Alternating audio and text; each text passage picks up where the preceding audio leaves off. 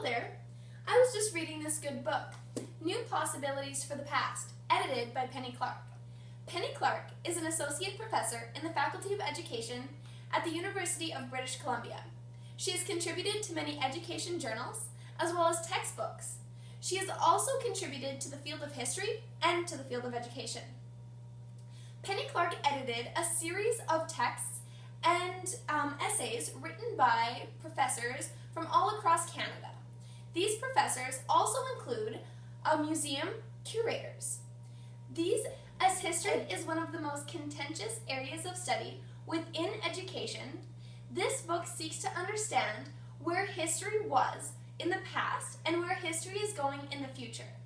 Our school systems seek to resolve these dilemmas, and this book outlines all the ways in which that has occurred. In the late 19th century and early 20th century, the field of social studies was dominated by the study of history.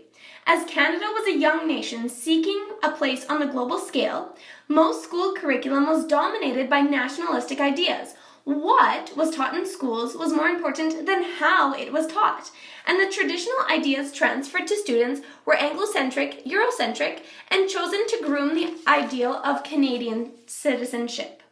This book gives fantastic examples of problems of teaching nation building.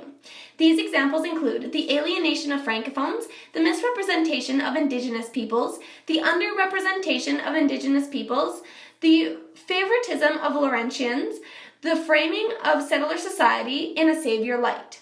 The book was broken down into 5 parts, each containing a variety of sections, such as teaching Canadian history, teaching history from an Indigenous perspective, historical thinking in museums, historical thinking in citizenship education, just to name a few. I would recommend this book to all those who want to teach social studies or history, or those who just want jobs in the social studies or history sectors. This book really makes the reader analyze and think of what type of teacher they want to be. The question of what is taught is sincerely put into perspective in this book. What we teach and what we consider to be important is very important as teachers, and we must think of this critically.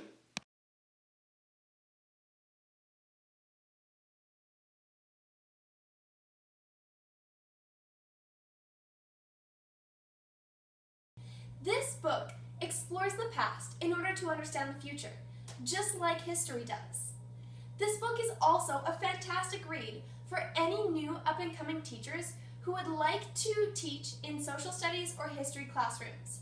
This book is also fantastic for those who are currently teaching history and social studies. This book has many examples of ways in which we can incorporate Indigenous education into classrooms. It also seeks to resolve the issue of history content versus historical thinking. My criticisms of this book is that it was long and sometimes redundant. The book also contained areas of revision for me, as some of the stuff I have seen in other ESST classes. I would suggest this book to anyone who is teaching in the fields of history or social studies, but I would suggest this book to any future colleague of mine, as it has very good information about how to implement Indigenous studies within curriculum in all classes. I would also like to say that this book would be rated a 4 out of 5 stars in my mind, as this book was a fantastic read. Though it was long, it was very informational, and I got a lot out of it.